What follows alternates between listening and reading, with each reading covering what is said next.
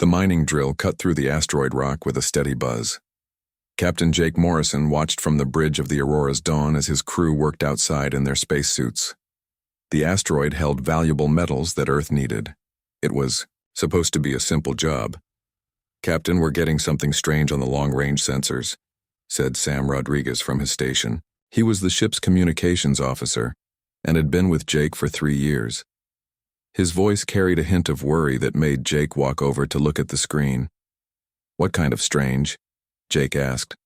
He was a tall man with graying hair who had spent most of his life in space. He had seen plenty of strange things, but something in Sam's tone made him nervous. "Ships, sir. Big ones. Coming in fast from the direction of Kepler 442. I count at least 12 vessels." Sam's fingers moved quickly over his controls. "They're not showing up in any of our databases. These aren't human ships." Jake felt his heart skip a beat. First contact. After all these years of wondering if humans were alone in the universe, they were about to meet another species. He tried to stay calm, but excitement mixed with fear in his chest. "Lisa, get everyone back inside the ship." "Now," Jake called to his chief engineer over the comm system. Lisa Parker was working on the drill outside with her team. She was the best engineer he had ever worked with, and if things went bad, he would need her skills. "Copy that, Captain. We're packing up." Lisa's voice came back through the speaker. Jake could hear the concern in her voice too. Mike Thompson, the security chief, stepped onto the bridge. He was a big man with strong arms and a serious face. "Sir, should I get the weapons ready?" Jake thought for a moment. These could be peaceful aliens who just wanted to say hello. But they could also be dangerous. "Yes, but keep them powered down. We don't want to seem hostile." The alien ships grew, larger on the screen. They looked nothing like human vessels. They were dark gray with sharp edges and strange symbols carved into their hulls. Each ship was 3 times bigger than the Aurora's dawn. "They're sending a message," Sam announced. "It's coming through on multiple frequencies. They've figured out our communication system somehow." "Put it through," Jake ordered. A harsh voice filled the bridge. The words were in perfect English, which surprised everyone. "Human vessel, this is War Commander Zethkalar of the Vorthak Collective. You will shut down your engines and prepare for boarding. Your ship and crew now belong to us." Jake looked around at his crew. Amy Foster, his pilot, had gone pale. Dr. Kate Sullivan, who had come up from the medical bay, looked shocked. Tony Garcia, the navigation officer, was staring at his screen with wide eyes. "This is Captain Jake Morrison of the Aurora's Dawn," Jake replied, trying to keep his voice steady. "We're peaceful explorers from Earth. We mean you no harm. Perhaps we can talk and learn about each other." The alien's laugh was cold and cruel.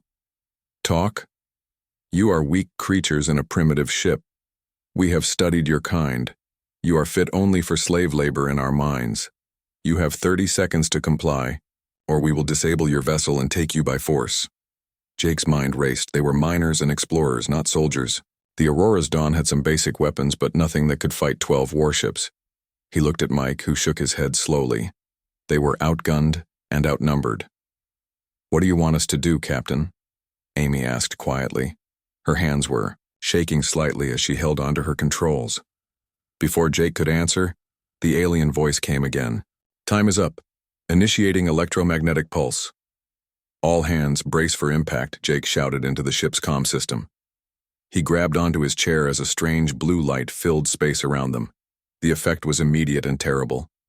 Every light on the bridge went out. The hum of the engine stopped. All the computer screens went black. Even Jake's digital watch stopped working.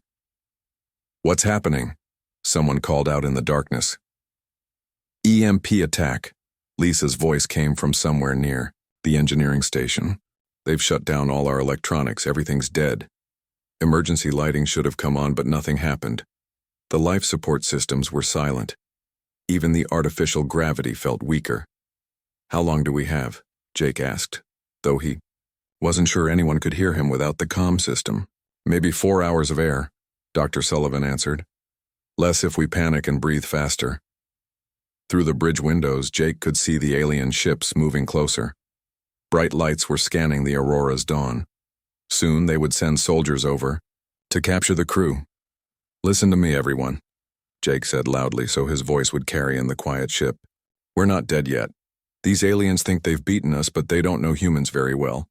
We've survived ice ages, plagues, and wars. We've always found a way. Captain, Lisa called from the back of the bridge. I think I can hear something. In the lower decks. Sounds like our people are moving around down there. Maybe some of them have ideas. Jake nodded, even though she probably couldn't see him in the dark. Good. We need to think like our ancestors did before we had all this technology. We need to be clever. The alien ships were very close now. Jake could see details on their hulls, and weapon ports that glowed with energy. In a few minutes, they would dock with the Aurora's dawn and the real fight would begin. But Jake Morrison had been in space long enough to know that humans were at their best when things looked impossible. They had something these aliens didn't expect. They had each other, and they had the stubborn human refusal to give up. The war was just beginning. The darkness inside the Aurora's dawn felt heavy and cold. Jake Morrison felt his way through the corridors using his hands on the walls. He could hear his crew members moving around, talking in whispers. Some sounded scared, but others sounded angry. Good. Angry humans were dangerous humans. He found Lisa Parker in the engine room, working by the light of a small chemical torch she had made from cleaning supplies. The orange flame cast moving shadows on the walls as she took apart pieces of equipment with basic tools. What are you doing? Jake asked. Building us a radio, Lisa said without looking up. The EMP killed all our modern electronics, but it can't stop basic physics. I'm using copper wire from the old backup systems and some magnets from the toolkit. If I can get the frequency right, we might be able to talk to each other across the ship. Jake smiled in the dim light. This was why he trusted Lisa. While other people saw problems, she saw solutions. What do you need? Time and more hands. Get me Tony and Amy if you can find them. We need to strip wire from every old system we can reach. Jake left Lisa to her work and continued through the ship. In the dining hall, he found Mike Thompson talking quietly with 6 other crew members. They had gathered around a table where Mike had spread out various tools and supplies. Captain, Mike said when he saw Jake. We've been thinking. These aliens are going to board us soon. We need to be ready. What's your plan? Mike picked up a heavy wrench and tested its weight in his hand. The mining equipment is all mechanical. Hammers, cutters, drills that work on compressed air. The EMP can't touch any of that. We also have chemicals in the lab that Dr. Sullivan says can be mixed into some nasty surprises. One of the miners, a woman named Carol, held up a container of acid used for refining metals. This stuff can eat through their armor if we can get close enough. Jake nodded. Good thinking. But remember, we want to survive this, not just hurt them. What else? The air system, said another crew member. It's mostly mechanical pumps and valves. Lisa thinks she can control the airflow to different parts of the ship. We might be able to make it hard for them to breathe in certain areas. Before Jake could respond, a loud clang echoed through the ship. Then another. The aliens were docking. Positions, everyone, Mike said. Remember, we're not trying to win a fair fight. We're trying to stay alive. Jake made his way to the medical bay where Dr. Kate Sullivan was working by candlelight. She had several plants from the ship's small garden spread out on her table, along with various bottles and tools. Kate, what are you working on? Something interesting, she said, not looking up from her work. You know how we grow food on the ship using that experimental biocomputer system? The one that helps plants grow faster by connecting their root systems? Yes, but that's all electronic. The EMP killed it. Kate smiled. The electronic part, yes, but the plants are still connected to each other through their roots. And I've been thinking about something I learned in school. Plant nervous systems are very simple, but they do exist. They can send signals to each other. Jake didn't understand where she was going with this. Kate, we don't have time for botany lessons. Listen to me, Jake. What if we could use the plants as a basic computer? Not electronic, but biological. The root network could carry simple signals across the whole ship. We could have a communication system that no EMP can touch. Jake stared at her. It sounded crazy, but then again, everything about their situation was crazy. Can you make it work? I think so. I need to inject some chemicals into the root system to make the signals stronger. Give me 20 minutes. Another loud clang came from somewhere above them. Jake heard the sound of metal being cut. The aliens were almost inside. He rushed back to the bridge where Sam Rodriguez was working on Lisa's radio project. Amy Foster was helping him wind copper wire around a piece of metal. Any luck? Jake asked.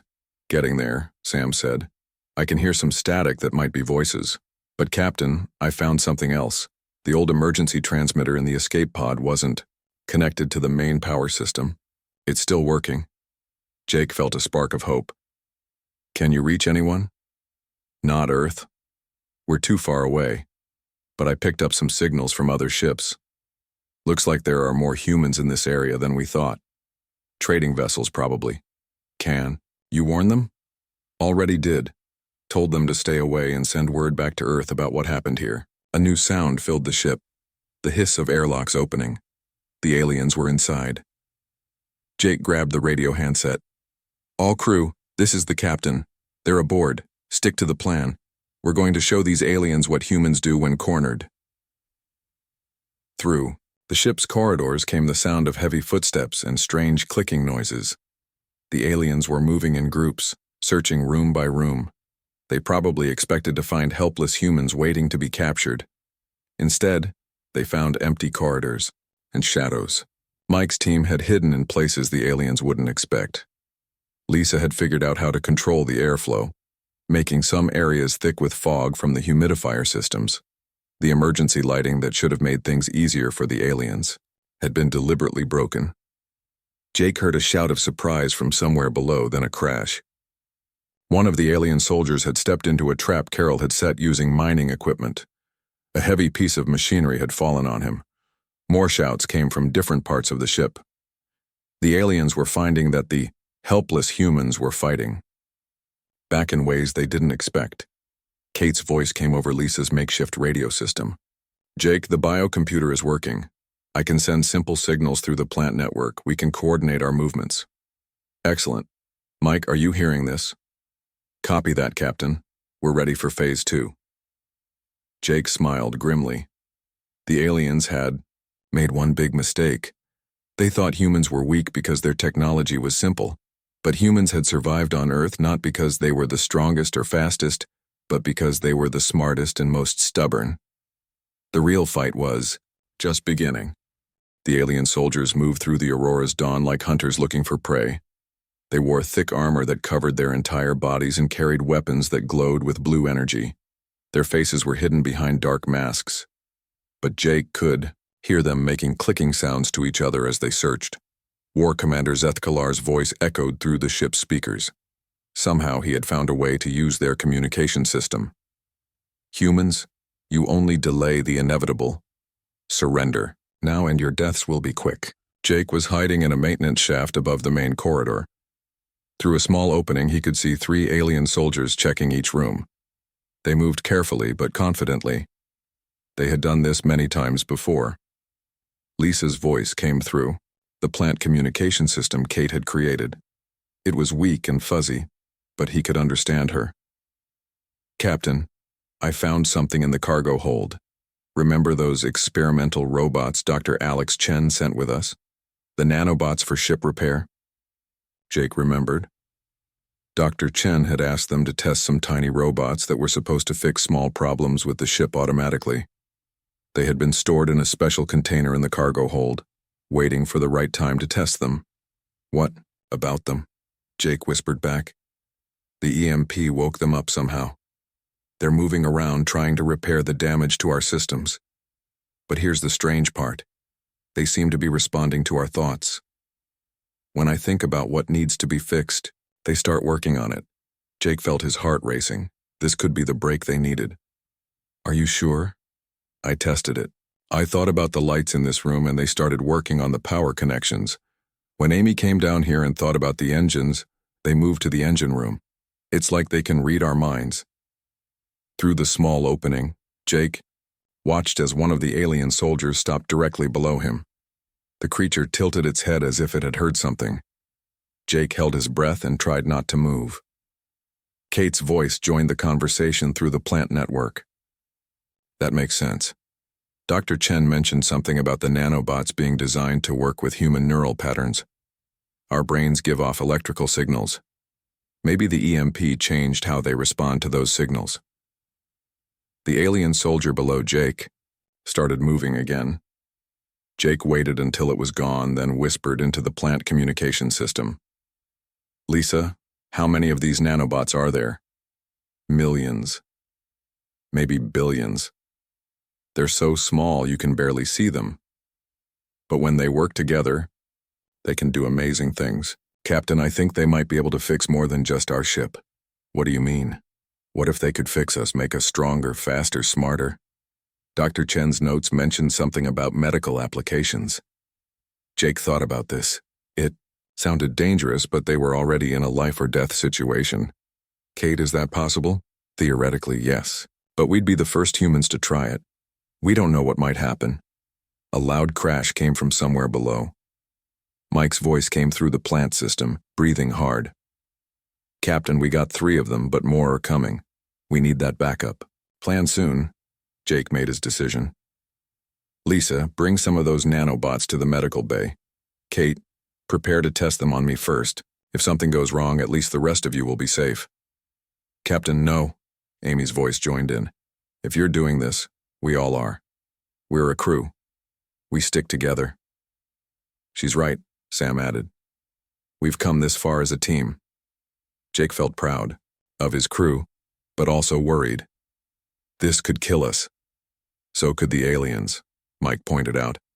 At least this way we're choosing our own risk. Jake crawled through the maintenance shaft toward the medical bay. Behind him, he could hear more alien soldiers entering the ship. Their clicking sounds were getting louder and more excited. They were finding the traps Mike's team had set, but they were also getting closer to finding the humans. In the medical bay, Kate had prepared everything she could with the limited equipment that still worked. Lisa arrived carrying a small container that seemed to be full of silver dust. When Jake looked closer, he could see the dust was actually moving like tiny insects. How does this work? Jake asked. We think they need to be injected directly into the bloodstream, Kate explained. Once they're inside us, they should be able to strengthen our muscles, speed up our reflexes, and maybe even help our brains work faster. Should? Jake raised an eyebrow. This is completely experimental, Captain. Dr. Chen's notes are incomplete. We're guessing about most of this. Amy, Sam, Tony, and several other crew members had made their way to the medical bay. They stood in a circle around Kate's work table, looking at the container of nanobots. I volunteered to go first, Jake said firmly. No, Lisa interrupted. I understand the technology better than anyone. If something goes wrong, I'll be able to tell you what's happening. Before anyone could argue, she grabbed the injection device Kate had prepared and pressed it against her arm. There was a soft hiss as the nanobots entered her bloodstream. For a moment, nothing happened. Lisa stood still, waiting. Then her eyes went wide. I can feel them, she whispered. They're spreading through my whole body. It's like electricity, but warm and gentle. And I can sense the ship. Not just see it or hear it, but actually feel it. The Aurora's dawn is becoming part of me. Jake watched as Lisa's face changed. Her eyes seemed brighter, more alert. When she moved her hand, it was faster and more precise than before. How do you feel? Kate asked, checking Lisa's pulse. Better than I've ever felt in my life. And Captain, I think I know how we can turn this ship into something those aliens have never seen before. The sound of alien footsteps was getting closer to the medical bay. Jake looked at his crew. They were scared, but they were also determined. They had come too far to give up now. All right, Jake said, reaching for the injection device. Let's see what humans can become. Jake pressed the injection device against his arm and felt the nanobots flow into his blood. At first, there was just a warm, tingling feeling. Then everything changed. His vision became sharper. He could see details in the dark that he had never noticed before. His hearing picked up sounds from all over the ship. But the most amazing thing was that he could feel Lisa's thoughts. Not hear them, but actually sense what she was thinking. This is incredible, Jake whispered. I can feel all of you. One by one, the rest of the crew took the injections. Amy, Sam, Kate, Tony, Mike, and 8 others. As each person received the nanobots, Jake felt their minds join the growing connection. It was like they were becoming one person with many bodies. "Captain," Lisa said, her voice filled with wonder, "look at your hands." Jake looked down and gasped. His hands were glowing with a soft silver light. Tiny nanobots were moving under his skin, visible through the surface. But instead of looking scary, it looked beautiful. Amy walked over to the wall and placed her hand against it. The metal began to change shape under her touch, flowing like water. "I can control the ship's structure. The nanobots are connecting me to every part of the Aurora's dawn." Mike tested his new strength by lifting a heavy medical cabinet with one hand. It felt as light as a book. "We're stronger, faster, and smarter. But more than that, we're connected to each other and to the ship." Through their shared consciousness, they could all feel what was happening throughout the vessel. The alien soldiers were getting closer to the medical bay. There were 23 of them, spread across different levels of the ship. "They're coming," Sam said. But he didn't sound afraid anymore. None of them felt afraid. Jake stood up and felt power flowing through his entire body. "Then let's show them what humans can do when we work together." The door to the medical bay exploded inward. 3 alien soldiers rushed in, their weapons raised and ready to fire. They stopped when they saw the humans. "What has happened to you?" one of the aliens hissed in their clicking language. Somehow Jake could understand every word. "We upgraded," Jake replied calmly. The alien fired his weapon. A bolt of blue energy shot toward Jake's chest. Without thinking, Jake reached out with his hand. The energy bolt stopped in midair, floating between his fingers like a trapped butterfly. Jake closed his hand and the energy disappeared. "Your weapons can't hurt us anymore." The aliens looked at each other in confusion and fear. They fired again, all 3 weapons at once. Lisa stepped forward and waved her hand. The energy bolts turned into harmless sparkles of light that drifted to the floor. Mike walked toward the aliens. They tried to back away, but Amy had already changed the doorway, making it smaller so they couldn't escape. Kate reached out with her mind and touched theirs. "They're afraid," Kate announced. "They've never seen anything like us before. In their language, they're calling us impossible beings." Through the ship's communication system, they heard War Commander Zethkalar's voice. But now it sounded worried instead of confident. "What are you doing to my soldiers?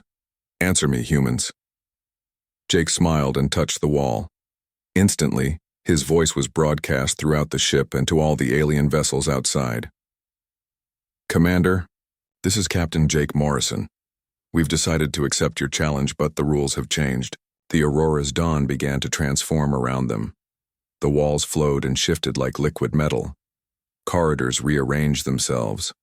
Lights appeared everywhere, but they weren't electric lights. They were the glow of millions of nanobots working together. Tony had made his way to what used to be the bridge. "Captain, I can see everything. Our ship isn't just repaired, it's becoming something completely new. The engines aren't running on fuel anymore. They're running on our combined will." Amy joined him and placed her hands on the pilot controls. The controls changed shape to perfectly fit her hands. "I can feel space around us, not just see it on screens, but actually feel it. And I think I can move us anywhere we want to go just by thinking about it." Jake felt the ship respond to Amy's thoughts.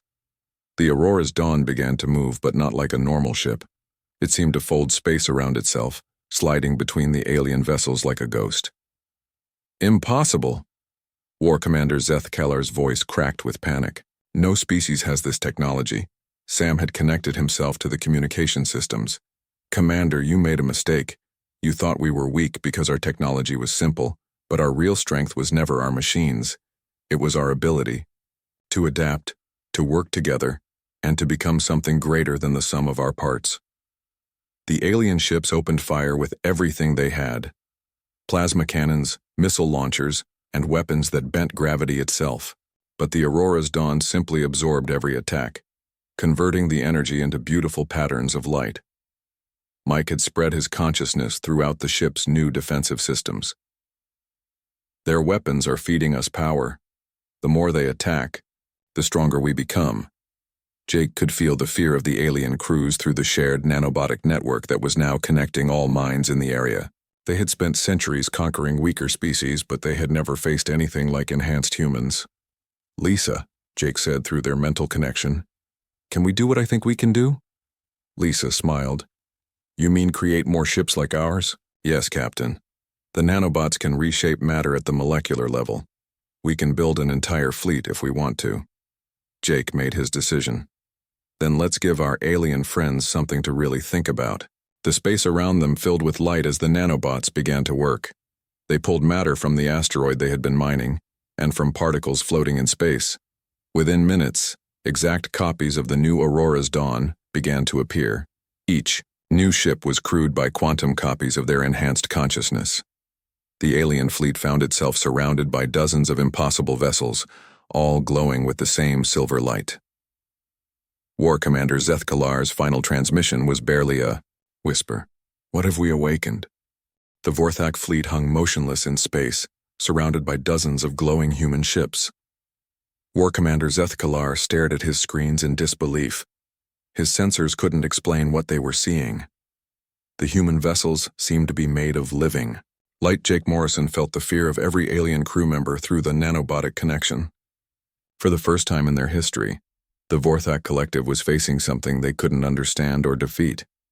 "Captain," Amy said from her position at the pilot controls, "I can take us anywhere in the galaxy instantly. We could be at Earth in seconds, or we could explore places no human has ever seen. And I can create anything we need," Lisa added. "Food, air, even entire planets if we wanted to. The nanobots can rearrange matter at the most basic level." Jake felt the incredible power flowing through him and his crew. They could become conquerors like the Vorthak. They could rule the galaxy. But as he looked at his friends and felt their shared thoughts, he knew that wasn't what humans were meant to be. "Sam, open a channel to all ships in the area. Not just the Vorthak, but any other species that might be listening." Sam nodded, and his enhanced abilities reached across space, connecting to communication systems on hundreds of worlds. "Channel open, Captain. The entire galaxy can hear you." Jake took a deep breath and spoke with the voice of all humanity. "This is Captain Jake Morrison of the human vessel Aurora's Dawn. To every species listening, I want you to know who we are and what we stand for." He paused and felt the attention of countless alien minds focused on his words. "We are explorers, not conquerors. We are teachers, not destroyers. We believe that every species in the galaxy has something valuable to offer. We seek partnership, friendship, and the sharing of knowledge." War Commander Zethkalar's voice interrupted, filled with anger and confusion. "You have the power to destroy us all. Why do you speak of friendship?" Jake smiled. "Because that's what makes us human, Commander. We choose mercy over revenge. We choose to build instead of tear down." Through their connection, Jake felt his crew's agreement. Mike could have used his enhanced strength to crush the alien soldiers still trapped on their ship. Kate could have invaded the aliens' minds and driven them insane. Amy could have crashed the Vorthak ships into each other. Instead, they chose something different. "Kate," Jake said quietly, "show them what we showed each other." Kate reached out, with her enhanced consciousness, and gently touched the mind of War Commander Zethkalar. She didn't force her way in or cause pain. Instead, she shared the feeling of connection that the human crew now experienced. For the first time in his life, Zethkalar felt what it was like to truly care about someone else. He experienced the bonds of friendship, the joy of working together toward a common goal, and the peace that came from choosing cooperation over conflict. The change in the alien commander was immediate. His harsh clicking voice became softer, almost wondering. What is this feeling? I can sense the thoughts and emotions of my crew members, but there's no pain, no dominance, only understanding. It's called empathy, Jake explained. It's the ability to feel what others feel, to understand their hopes and fears. It's what allows us to work together instead of just fighting. One by one, Kate shared the connection with other alien crew members. The effect spread through the Vorthak fleet like ripples in water. Soldiers who had never questioned orders began to think for themselves. Officers who had ruled through fear began to understand the cost of their actions. Tony had been monitoring communications across the galaxy. "Captain, we're getting responses from dozens of species. Many of them have been hiding from the Vorthak for centuries. They want to know if this is real, if the galaxy is finally safe for peaceful exploration." Jake felt a deep satisfaction. This was what humans were meant to do. Not to conquer the stars, but to help all species reach for them together. "Lisa, can you help the Vorthak ships repair the damage from their own weapons?" "Already working on it, Captain. I'm sending nanobots to fix their systems and improve their technology. But I'm also making sure they can only be used for exploration and building, not for war." Sam received a priority message and his face lit up with joy. "Captain, we're getting signals from Earth. Word has reached home about what happened here. They're sending ships, but not warships. Science vessels, colony ships, and diplomatic vessels. They want to meet our new friends." Mike had been working with the alien soldiers still on their ship. Instead of fighting them, he had been showing them how to work together with the ship's systems. "These Vorthak aren't evil, Captain. They were just taught that strength meant hurting others. When they learn about cooperation, they're actually quite helpful." Jake looked around at his transformed ship and his enhanced crew. They had gained incredible power, but more importantly, they had kept their humanity. They had chosen to lift others up instead of pushing them down. War Commander Zeth Kalar's voice came over the communication system one final time, but now it carried warmth instead of threats. "Captain Morrison, my people have much to learn about this empathy you have shown us. Would you be willing to teach us?" Jake smiled and felt the agreement of his crew through their shared connection. "Commander, that's exactly what we're here for. Welcome to the galactic community." The Aurora's Dawn and her sister ships began to glow brighter as they prepared to escort the former Vorthak war fleet to the first meeting of what would become the Galactic Cooperation Council. Humanity had found their true purpose among the stars, not as conquerors, but as the species that brought everyone together. In the end, they hadn't just upgraded their ship to divine mode. They had upgraded the entire galaxy to something better.